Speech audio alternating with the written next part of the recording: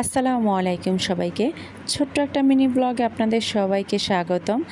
আজকে আমার দেবর গ্রামে চলে যাবে, তো ওর জন্য বাজারে গিয়েছিলাম কিছু কেনাকাটা করার জন্য। তো বাজারে গিয়ে আমাদের মাছ তেমন বেশি পছন্দ হয় না।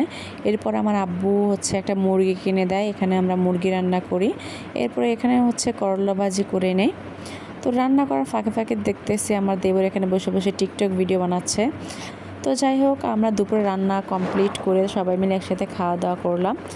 এরপর বিকেলে সবার জন্য চিকেন ফ্রাই এখানে রান্না করতেছি। আমাদের বাসার সবথেকে বেশি আমার ছেলে চিকেন ফ্রাই পছন্দ করে। তো এখানে আমি ওর জন্য আমাদের বাসার সবার জন্য চিকেন ফ্রাই করতেছিলাম, আর এখানে অনেকগুলো চিকেন ফ্রাই ছিল।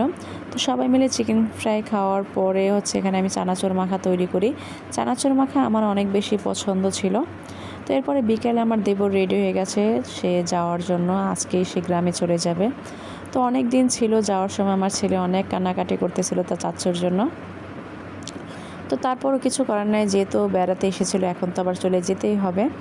তো আজকের ভিডিও ছিল এই পর্যন্তই। সবার কাছে কেমন লেগেছে অবশ্যই কমেন্ট করে জানাবেন। আর যারা যারা এখনও আমার চ্যানেলটি সাবস্ক্রাইব করে দেন না, অবশ্যই আমার চ্যানেলটা সাবস্ক্রাইব করে দিবেন। সবাই ভালো থাকবেন। আল্লাহ হাফেজ।